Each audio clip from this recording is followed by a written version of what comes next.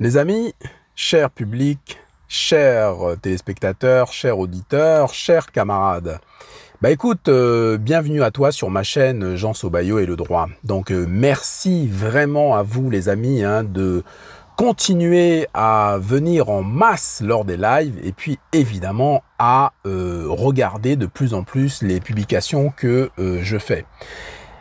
Aujourd'hui, je vais aborder un thème très important. Effectivement, je vous annonce une grande nouvelle, les amis. À tout de suite pour la grande nouvelle. Les amis, si vous vous intéressez aux produits naturels, eh bien, cliquez sur le lien juste en dessous de la vidéo. Les amis, il y a quelques jours, je vous ai fait une vidéo et je vous ai fait part de, on va dire, mon choc lorsque j'ai entendu les discours d'extrême droite de Philippe Simon investir au pays. Des discours horribles, c'est-à-dire des discours dans lesquels il va stigmatiser les gens. C'est-à-dire il va opposer des personnes honnêtes qui se lèvent tous les matins pour aller travailler, des personnes qui vivent dans des quartiers défavorisés, il va les opposer aux autres, quoi, en disant que de toute façon, quand vous vivez dans les HLM, etc., etc., blablabla, bla, vous ne rêvez pas, en gros, vous n'avez aucune chance de vous en sortir dans la vie, etc. Donc, il va stigmatiser les pauvres. D'ailleurs, vous remarquerez que ce monsieur stigmatise très souvent les pauvres. Alors, il y a eu beaucoup de choses. Il y a eu des propos, mais je ne sais pas si vous vous en rendez compte, moi, ça m'a tellement choqué, les amis, des propos non chrétiens, que j'ai décidé, en fait, d'agir. Alors, qu'est-ce que j'ai décidé de faire? J'ai décidé d'écrire un courrier. Alors quand je dis « je », en tant que président de l'association Notre Bureau, qui est une association, je vous le rappelle, qui lutte pour aider les personnes qui sont victimes de tout, d'arnaques, des personnes qui en ont besoin. Si vous avez des problèmes d'ordre juridique, vous savez qu'il y a l'association qui est là. Alors, j'ai écrit un courrier motivé à la direction de l'église de Cimo. À tout de suite pour savoir ce que je leur ai demandé. J'ai écrit à l'église de Cimo, l'église qui est dénommée d'ailleurs Église Connexion. Donc je leur ai envoyé un courrier au nom de l'association Notre Bureau pour leur faire part de notre indignation quant aux propos tenus sur les réseaux sociaux par Philippe Simon. Et dans cette lettre, j'ai demandé à la direction de cette église de révoquer Philippe Simon. Oui, les amis, je leur ai demandé de virer Simon de l'église. En effet, j'ai parcouru les principes de cette église. Et c'est bien précisé, il y a des choses qui sont très très précises. Je vais vous lire dans quelques instants le règlement de cette église. Et le règlement est très clair, c'est-à-dire qu'il y a des choses qui sont très claires dans cette église. Pour moi, en fonction de ce qu'on m'a dit d'ailleurs sur cette église et de ce que j'ai pu lire dans leur règlement, Monsieur Philippe Simon a enfreint les règles. Et s'il a enfreint les règles, il doit, être sanctionné. Et la sanction que je vois, c'est la révocation de ce monsieur. Il ne mérite pas mieux de toute façon, parce que vu les valeurs qui sont prônées par son église, et vu ce que lui, il dit, vu son comportement, c'est deux choses qui ne vont pas ensemble. À ce moment-là, il n'y a qu'une solution. Donc j'ai écrit une lettre motivée pour que son église le vire. Chers camarades, tout d'abord, je tiens à préciser que tout le monde a droit à sa foi. La foi, c'est quelque chose de personnel. Donc, tu peux croire en quelque chose. Personne n'est là pour te dire « ne crois pas » ou « il faut croire ceci », etc. Donc, chacun de nous, nous avons la possibilité de croire en ce que nous voulons. C'est-à-dire que nous avons une foi personnelle. Alors, évidemment, nous ici, sur cette chaîne, nous déplorons que les enfants d'Afrique s'éloignent de l'esprit africain et aillent ailleurs, voilà, de l'esprit africain, de la spiritualité africaine. Et je le répète, je crois que je vais vous le dire pendant plusieurs années, on ne peut pas vouloir une Afrique intégrale, une Afrique libre, une Afrique indépendante, si nous avons les chaînes aux pieds. par exemple les chaînes liées à ces églises éveillées. Vous comprenez? Ce n'est pas possible. Je ferai une vidéo d'ailleurs spécifique là-dessus, ou alors un live, parce que nous avions décidé cette semaine ou la semaine prochaine de parler effectivement des églises, notamment évangéliques, qui sont quand même très nombreuses en Afrique. Donc nous avons décidé de nous pencher sur la question et donc faire des contenus un peu là-dessus. Vous voyez, en ce moment je parle de beaucoup de choses, mais ce sont des choses qui sont importantes pour qu'on puisse avancer sereinement. Donc chacun est libre par rapport à sa foi. Dans la vie, moi je dis toujours qu'il ne faut pas toujours prendre, il faut aussi savoir donner. Qu'est-ce que j'essaye de vous dire par là? Voilà que nous avons un Philippe Simo qui est soi-disant chrétien. Que fait Simo au quotidien? Il ne pense qu'à l'argent. Il ne vous parle que d'argent. Alors, si vous parlez d'argent, gagnant-gagnant, c'est-à-dire qu'en gros en vous proposant vraiment des vraies choses. Non, la plupart du temps, il vous parle d'argent, mais il vous propose toujours des formations, des choses qui sont parfois complètement déconnectées de la réalité. On l'a démontré. Et d'ailleurs, vous aurez également une vidéo technique qui va vous expliquer en quoi la formation qu'il proposait pour la location de voitures est complètement insensée. La preuve étant, c'est que son acolyte, celui qui travaille avec lui, un certain Zaïd Lewani, propose exactement la même chose jusqu'à 20 fois moins cher. Alors les personnes qui ont payé 20 000 euros, 10 000, 5 000, 2 000 euros, que doivent penser ces personnes quand elles regardent ma vidéo aujourd'hui? Zaïd Lewani propose une formation la même que celle qui vous a été proposée à 5 000, 10 000 et je ne sais combien. Il la propose à 997 euros. Vous voyez, c'est la même. Et même à ce prix-là, vous verrez dans la vidéo que je vais faire, ça sert à rien en fait. Voilà, et je ne suis pas le seul à le dire, hein, attention. Hein. Alors, revenons à nos moutons, par rapport à notre ami Philippe Simo, qui est dans l'église évangélique dénommée Église Connexion.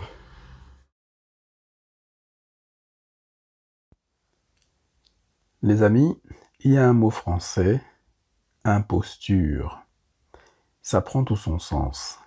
Ici, vous voyez, j'ai tapé comme mot-clé « Malheur aux riches » de Philippe Simo. Et vous tombez sur « Église Connexion », donc l'église de Philippe Simo. Nous allons donc cliquer dessus et regardez sur cette page. Vous avez donc la page de l'église de Simo et regardez l'article que Simo a écrit. Rappelez-vous du mot que je viens de vous donner, imposture. Lisez déjà le titre. Malheur aux riches, le royaume appartient aux pauvres. Janvier 2018. Donc le 19 janvier 2018. January 19, 2018. Quand j'ai dû quitter mon Afrique natale pour venir poursuivre mes études en Europe, j'ai reçu plusieurs mises en garde de chrétiens concernant le danger auquel j'allais exposer mon âme en venant en Occident.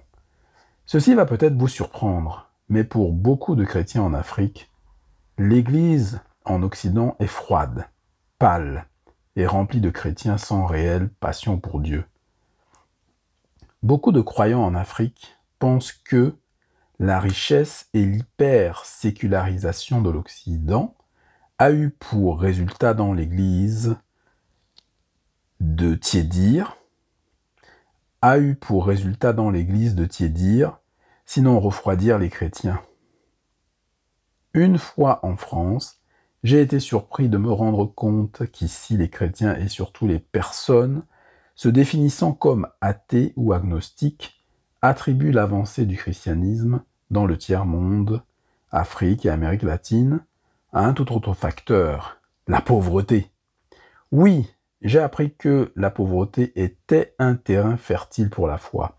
Ceux qui n'ont rien se tournent vers un Dieu, car la foi en ce Dieu leur permet d'avoir de l'espoir en l'avenir. Où est la vérité? Que nous dit la Bible à ce sujet?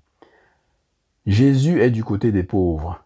Jésus, en introduction du sermon sur la montagne, dit « Heureux ceux qui reconnaissent leur pauvreté spirituelle, car le royaume des cieux leur appartient. » Matthieu 5.3. Toute personne qui a déjà lu la Bible peut très vite se rendre compte du cœur de Dieu pour les pauvres. C'est une constance de la Genèse à l'Apocalypse, premier et dernier livre de la Bible. Dieu dit qu'il prend soin du faible. Il affirme qu'il fait droit à l'orphelin et à la veuve, qu'il aime l'immigrant et lui donne nourriture et vêtements. Deutéronome 10.18. Ésaïe appelle le peuple d'Israël à l'action en faveur des pauvres. Il l'exhorte à partager son pain avec celui qui a faim et à couvrir d'un vêtement celui qui est nu. Essai 58.7. Les exemples donnés par Jean-Baptiste à ceux qui lui demandent ce qu'ils doivent faire pour produire du fruit digne de la repentance sont les suivants. Que celui qui a 2 tuniques partage avec celui qui n'en a pas, et que celui qui a de quoi manger fasse de même. Luc 3.11. Jésus, pendant son ministère terrestre, a été l'ami des pauvres. Il est d'ailleurs dit de notre Seigneur Jésus-Christ qu'il s'est fait pauvre, de riche qu'il était, afin que par sa pauvreté, nous fussions enrichis. 2 Corinthiens 8.9.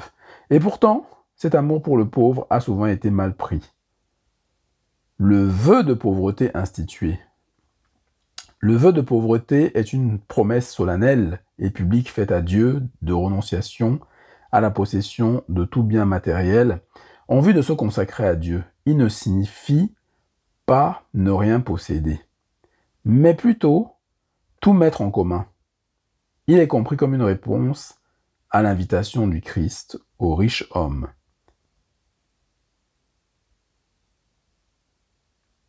Vends ce que tu possèdes, donne-le aux pauvres, et tu auras un trésor dans le ciel. Puis, viens et suis-moi. Matthieu 19.21. Mais aussi une volonté de vivre comme Christ lui-même a vécu, c'est-à-dire dans le dénuement. On peut très clairement comprendre que plusieurs chrétiens ont fait de l'amour de Dieu pour les pauvres un appel à la pauvreté. Il faut être pauvre pour être aimé de Dieu. Jésus parle de pauvreté spirituelle. Dans ce passage, Jésus parle pourtant d'un aspect fondamental de la vie chrétienne. Il parle de ceux à qui appartient le royaume de Dieu. Il promet le bonheur et le royaume de Dieu aux personnes qui sont pauvres spirituellement. Ce qui veut donc dire que, sans pauvreté spirituelle, le royaume des cieux ne peut nous appartenir. Qu'est-ce donc la pauvreté spirituelle ? On peut simplement définir la pauvreté spirituelle comme étant un état d'humilité devant Dieu. Celui qui est pauvre spirituellement est celui qui a réalisé et continue de réaliser qu'il ne possède rien ici-bas qui puisse le rapprocher du royaume de Dieu. Il s'est humilié en se repentant de sa vaine manière de vivre. Il n'a aucune justice personnelle à faire valoir devant Dieu et sait que son salut n'est rien d'autre qu'un don de Dieu. Il n'a rien à offrir à Dieu et est libéré de toute prétention ou mérite. Le royaume lui appartient. Une excellente nouvelle pour les pauvres de ce monde. Telle que définie ci-dessus, la pauvreté en esprit est donc une très bonne nouvelle pour les pauvres et les opprimés de ce monde. Le pauvre n'est pas exclu du royaume de Dieu à cause de sa pauvreté, et le riche n'est pas accepté à cause de sa richesse. Les deux doivent s'humilier devant le Seigneur afin d'accéder au royaume. En matière de salut, il n'y a donc pas de privilège, pas de favoritisme. Toutefois, il faut reconnaître qu'il est plus aisé pour les pauvres, les opprimés, les exclus de ce monde, de s'humilier par rapport aux riches. Il est évident que ceci ne veut pas dire que tous les pauvres sont dans le royaume de Dieu. C'est justement cette mauvaise compréhension qui a poussé plusieurs à se dépouiller de leur richesse matérielle, espérant ainsi avoir la faveur divine. La pauvreté ne qualifie personne pour le royaume de Dieu. Seule la foi en l'œuvre rédemptrice de Jésus le fait. Un appel à demeurer pauvre. Ce qu'il faut donc retenir, c'est que le royaume appartient aux pauvres en esprit, aux humbles, à ceux qui se sont détournés de leurs péchés et ont reconnu qu'ils n'ont rien à apporter pour sauver leurs âmes. La deuxième chose à retenir est que la pauvreté spirituelle est une attitude qui caractérise ceux qui sont dans le royaume. Ils ne sont pas juste humiliés pour entrer dans le royaume de Dieu, pour ensuite redevenir arrogants et suffisants, même si certains croyants le font. La pauvreté spirituelle implique de vivre sa vie entière en totale dépendance à Dieu. C'est reconnaître chaque jour qu'on a encore plus besoin de Dieu que la veille. C'est continuer à se repentir chaque jour de nos péchés. La pauvreté est un état de manquement, d'absence. Celui qui est pauvre spirituellement continue donc à se tourner vers Dieu, car il réalise au fur et à mesure de sa croissance combien sa pauvreté est grande. Puisse Dieu ouvrir nos yeux spirituels afin que nous puissions voir la grandeur de notre pauvreté. Philippe Simot, 19 janvier 2018. Ce que je n'arrive pas à comprendre, c'est qu'un homme d'église puisse avoir ce genre de comportement. Vous comprenez, les amis? Qu'il ait sa foi chrétienne, non africaine, c'est son problème. Mais qu'il ne raconte pas aux gens que oui, il y a ceci, cela, ça c'est les mots de l'Afrique, ça c'est ceci, cela. Non, on le verra. La foi qu'il a, est-ce que c'est une foi vraiment qui va aider l'Afrique à se développer? Est-ce que ce n'est pas un moyen d'attacher encore davantage les Africains? C'est la question que je vous pose. Moi, je vous parle tranquillement, hein. Il n'y a pas d'animosité, etc. Ma vision à moi, vous la connaissez. Je pense que toutes ces choses sont là pour nous détourner de notre destin. C'est-à-dire qu'en gros, encore une fois, l'Afrique a connu un développement qui a été stoppé de manière volontaire. Et ce frein continue malheureusement. Et il y a beaucoup de gens qui ne s'en rendent pas compte, comme par exemple Philippe Simot. Il ne sait même pas ce qui lui arrive. Et il y a des raisons qui font que ces gens-là se mettent dans ce genre de spiritualité. Il y a des tonnes de raisons qui l'expliquent. En général, ce sont des gens qui ont eu un choc, quelque part, un choc quelconque, à un moment dans leur vie, qui sont complètement désespérés et qui souffrent très souvent d'une certaine névrose inconsciente. Alors, pour rentrer dans tous les détails, ce serait très intéressant que je fasse, par exemple, l'interview d'une psychologue spécialisée dans le domaine. Et par rapport à ça, nous vous expliquerons les traumas, en fait, puisqu'on parle de traumatisme de la population africaine, la population noire en général. C'était très intéressant d'ailleurs lors du live, hein, donc je remercie toutes les personnes qui y ont participé, pour vous expliquer que ces traumas nous poursuivent jusqu'à aujourd'hui. Et aujourd'hui, on a accès, enfin, on a affaire à ce que j'appelle des dérives, des dérives, je ne veux pas employer de termes trop difficiles, mais de grosses dérives. Monsieur Simot, tous les jours, dérange. Monsieur Simot, tous les jours, il insulte les gens. Il méprise les gens. Il fait une stigmatisation perpétuelle. Il oppose ceux qui ont l'argent à ceux qui n'en ont pas. Il oppose les pauvres aux riches. Et dans son discours, il n'y a que ça qui compte. C'est-à-dire, vous allez vous enrichir. Je vais vous apprendre comment devenir riche, etc. Monsieur Simot se prend-il pour le Saint-Esprit? Parce que, les amis, il faut que quelqu'un soit honnête avec vous. On ne t'apprendra jamais à devenir riche. C'est pas vrai. Tu as bien compris que ce sont des paroles pour t'endormir et au final te refourguer une formation. En gros, c'est ça, hein. Il n'y a que ça. Ou une conférence que tu vas payer 300 balles, 300 euros, etc., etc. Bon, bref, ce sont des techniques de commercialisation, des techniques d'endormissement dont le seul objectif est de te dépouiller de ton argent. Donc ça, je vais te le répéter pendant des années, en tout cas jusqu'à ce que tu comprennes. Si tu comprends avant, tant mieux. Mais sinon, je vais te répéter ça pendant des années. Donc, alors, Simot n'est pas seul, évidemment. Il y a tout un groupe comme ça que nous sommes en train d'identifier. Et en fait, leur objectif n'est pas vraiment la foi telle que certains d'entre vous peuvent la vivre. Non. Cette fois, elle est drôle, puisqu'elle s'oppose aux principes, aux principes fondamentaux de leur Église. Et c'est là où ça devient intéressant. C'est pour ça que le courrier que j'ai envoyé à la direction de cette Église, c'est un courrier qui est très intéressant, parce que je mets en opposition les principes fondamentaux de cette Église et les actions de Philippe Simot. Et donc, je demande simplement à cette Église de réfléchir et de nous dire si les comportements de Philippe Simot sont en adéquation avec les règlements de cette Église, avec les principes, les principes fondamentaux de cette Église. Si c'est le cas, s'ils nous disent « oui, c'est conforme », à ce moment-là, on saura tous à quel genre d'Église nous avons affaire. Donc, vous voyez, dans ce qui se passe, je ne sais pas si vous comprenez, il y a des choses que les gens ne voient pas tout de suite, si vous voulez. Voilà, donc, mais c'est un enjeu qui est terrible, et c'est une bataille d'ailleurs qui dure depuis très très longtemps.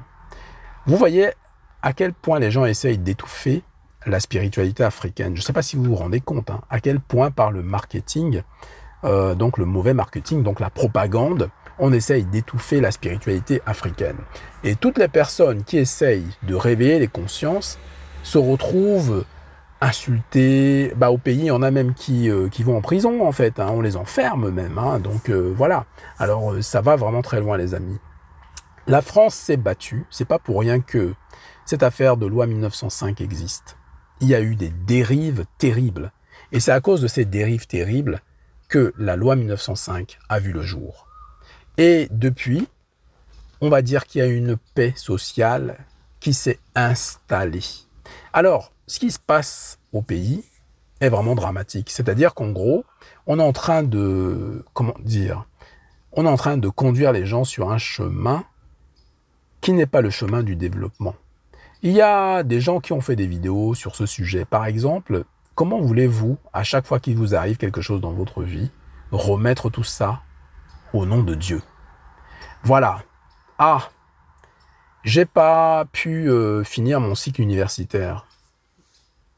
C'est la volonté de Dieu. Je n'ai pas pu atteindre mon objectif. C'est la volonté de Dieu. Alors, vous voyez qu'il y a même des oppositions fondamentales entre les gens qui vous parlent tout le temps de richesse, qui ne pensent qu'à l'argent, l'argent pour l'argent, etc. L'être humain à côté n'existe même pas. Les relations simples n'existent même pas. Il y a une incohérence totale entre la pensée de ces gens-là et finalement ce qu'on nous présente sur le papier. Cette église, Église Connexion, qui est basée à Paris, pas très loin de Châtelet-Les-Halles, cette église doit prendre ses responsabilités. En fait, cette église ne peut pas mettre en avant des principes qui sont, on va dire, très acceptables, des principes qui sont des principes moraux d'ailleurs, et en même temps accepter que ces membres qui ont en plus un certain pouvoir puissent avoir des comportements aussi, on va dire, immoraux. Donc il y a un problème. Et ce problème-là, je l'ai détecté. C'est pour ça que j'ai fait appel à eux en leur envoyant un courrier très simple. Alors, je leur demande de virer Philippe Simot. Voilà. C'est-à-dire révocation immédiate, sans délai. Voilà. Il n'y a pas de... Il n'y a rien. Il n'y a pas de préavis, etc., etc. Ça n'existe pas. Il a dit que les gens des HLM, c'était des drogués, des voleurs. C'est stigmatiser les gens. Parce que tu vis dans un quartier défavorisé, alors, automatiquement, tu dois devenir un voleur. Tu es même un voleur et tu deviens un drogué. Voilà. Donc, en gros, les 10 millions qui vivent dans des quartiers ou dans des HLM, etc., ce sont des voleurs et des drogués. Alors, ce genre de cliché, c'est inadmissible. Dire qu'une femme qui a un enfant seule est condamnée à échouer. Vous voyez un peu la stigmatisation, vous voyez un peu la vision de la femme. Qu'ils disent que le couple, c'est ce qu'on souhaite, que le couple, c'est ce qu'il faut, etc., etc. Oui, Mais on peut très bien être en couple, on peut très bien être marié et vivre dans des HLM. Alors, ce qui m'a choqué, les amis, encore une fois, c'est qu'une personne comme Philippe Simot, qui a connu la pauvreté, qui a vécu dans des endroits qu'il décrit comme des endroits sordides, des endroits qui puent, etc., etc. Vous vous rendez compte? Comment est-ce que toi-même, tu as eu droit à cela? Parce que c'est un droit qu'on accorde aux gens aujourd'hui, dans ce pays. C'est un droit, c'est-à-dire que tout le monde n'a pas droit au HLM. En principe, les personnes qui ont droit au HLM, ce sont des personnes qui ont des revenus modestes. Hein. Ce n'est pas des grands revenus, ce n'est pas des gros salaires qui vont t'autoriser à vivre dans des HLM. Donc, toi-même, tu as raconté sur ta chaîne que tu étais dans la pauvreté, tu étais dans un petit truc, que tu comptais tes sous là, un par un, etc., etc. Et aujourd'hui, tu es en train de cracher sur des familles, sur des parents, sur des mères de famille, des pères de famille qui vivent honnêtement et qui travaillent honnêtement et qui ne pensent pas toute la journée à trouver des stratagèmes pour pouvoir dépouiller les gens de leur fortune. Donc, je suis désolé. Ce sont des choses qui, moi, m'ont choqué. Monsieur Simot oppose aussi l'Africain qui est resté sur le continent et l'Africain qui a grandi ou qui est né dans les pays occidentaux. Je trouve que c'est vraiment dangereux ce qu'il est en train de faire. Donc, il est en train d'opposer les gens, quoi. Allez, les gars, allez, battez-vous. Ouais, les uns traitent les autres de blédards, etc., etc. Non, mais franchement, ça ne s'appelle pas inciter à la haine. Pourquoi est-ce qu'il veut opposer les gens de sa communauté? Pour quelle raison? Vous dites que le gars, il fait des choses pour l'Afrique, etc. Il fait quoi, en fait? Concrètement, il fait quoi? Il est en train de vous proposer d'investir dans un projet à lui, d'accord? Un projet immobilier. Il fait quoi pour l'Afrique? Non. Vous n'avez pas compris que le gars se développe lui-même.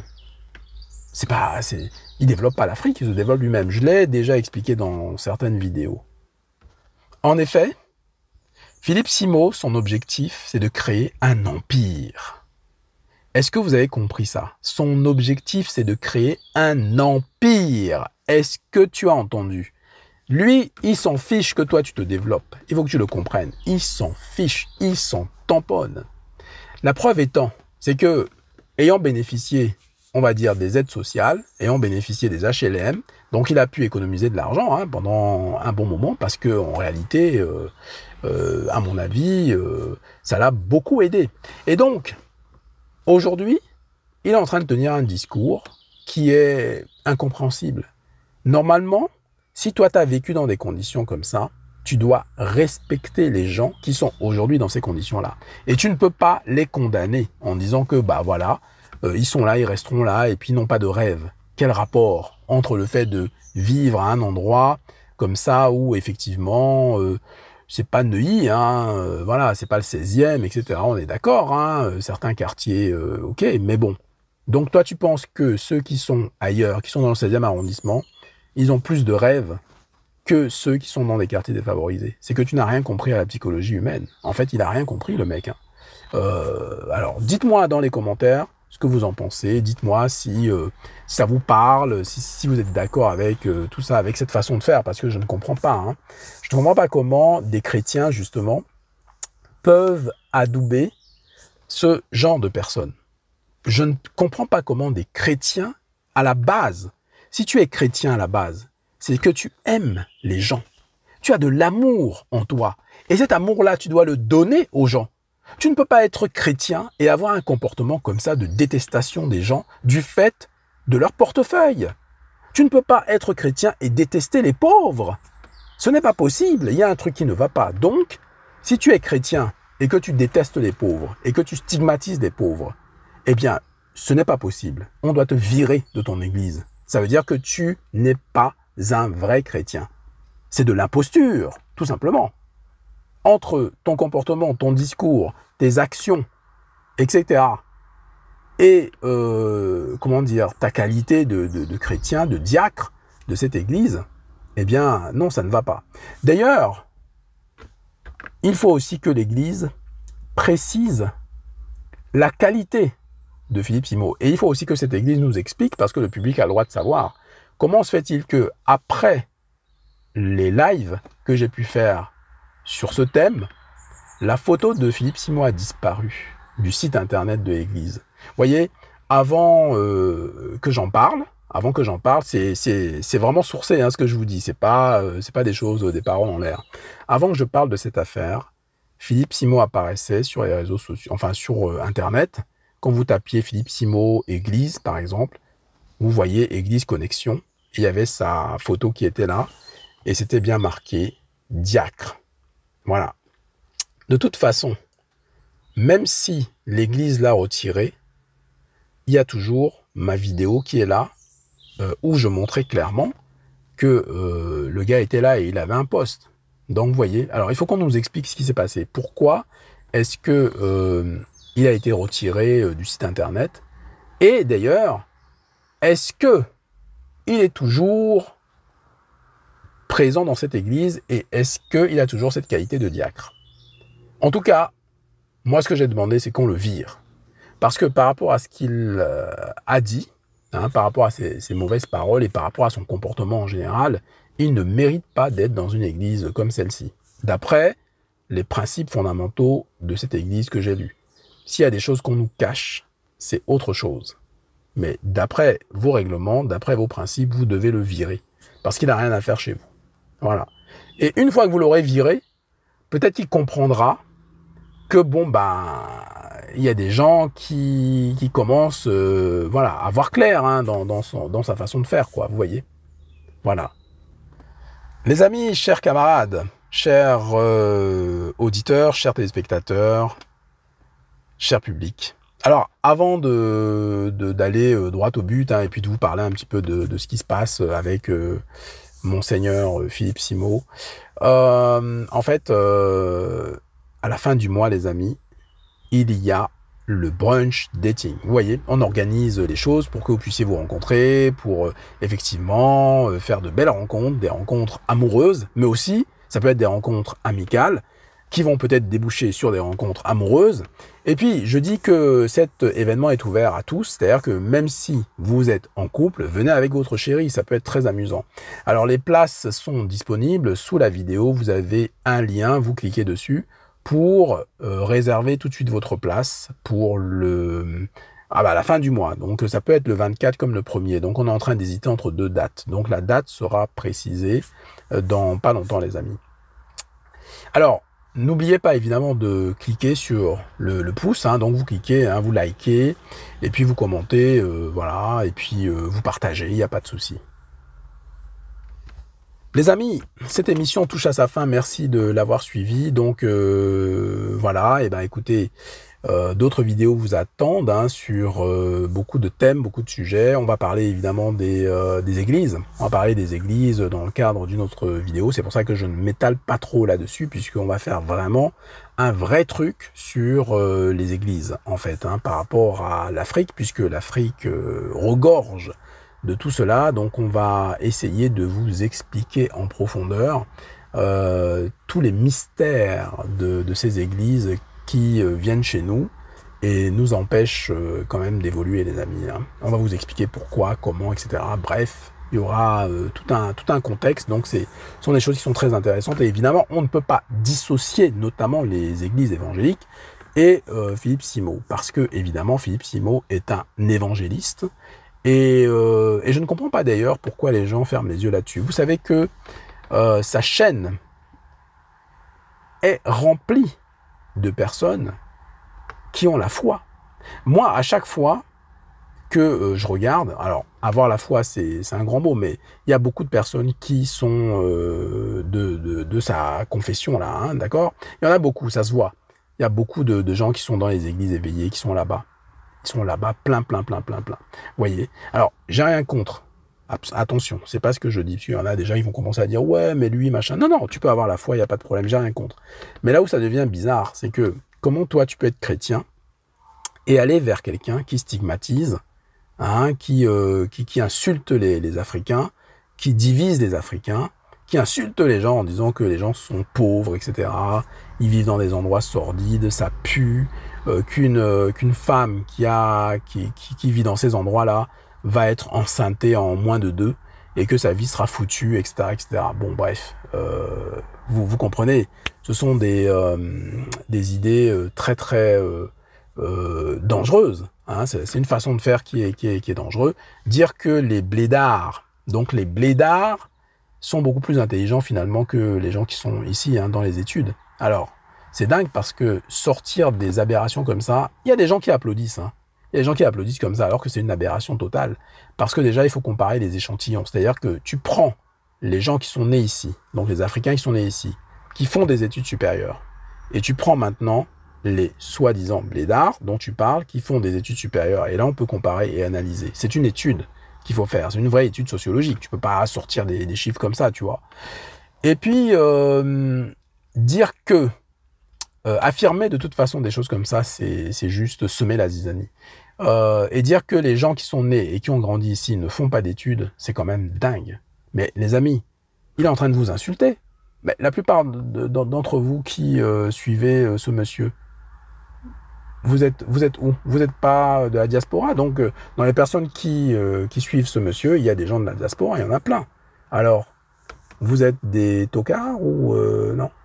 Vous avez réussi dans la vie. Vous vivez où d'ailleurs? Où vivez-vous? Puisque on sait que beaucoup d'Africains vivent malheureusement dans des quartiers qui ne sont pas forcément le 16e, le 15e, etc. On le sait. Et d'ailleurs, il n'y a pas que les Africains. Il y a beaucoup de gens. Quand on vous dit déjà 10 millions, c'est énorme. Vous voyez, donc, sociologiquement, c'est pas une question même de couleur ou même d'origine, etc. C'est ça qui est lamentable. C'est une donne sociologique. Voilà. En France, il y a des personnes, je suis désolé, qui vivent sous le seuil de la pauvreté. C'est pas moi qui le dis, c'est de l'économie, c'est comme ça. Il y a des personnes qui vivent sous le seuil de la pauvreté. Et puis, il y a énormément de salariés qui sont au SMIC. Alors, donc, si on prend cette population-là, ça fait quand même beaucoup de monde. Et ces personnes bénéficient naturellement des aides sociales puisque la France est basée sur un régime de solidarité. Les amis, cher public, cette émission s'achève, donc merci de l'avoir suivi. Et puis on se retrouve dans le cadre d'un live sur le sujet, sur cette thématique. Et le live va être chaud, ça c'est clair et net. Alors, préparez toutes vos questions, toutes vos analyses, etc. parce que ça va y aller, les amis. Passez une bonne semaine et puis on se retrouve samedi pour le super grand live. À samedi et que nos ancêtres veillent sur vous tous. Septu, Neptu, Batu.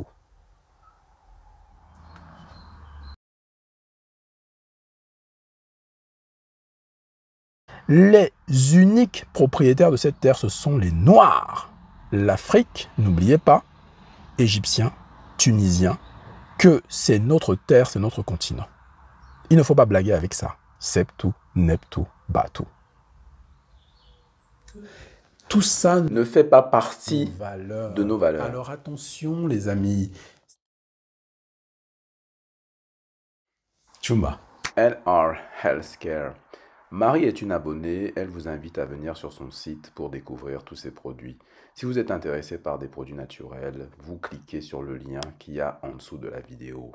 LR Healthcare.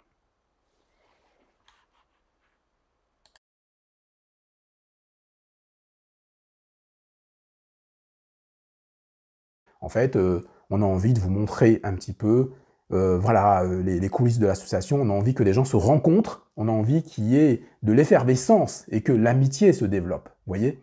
Donc, et bien sûr, n'oubliez pas de liker, de partager, de vous abonner si ce n'est pas encore fait.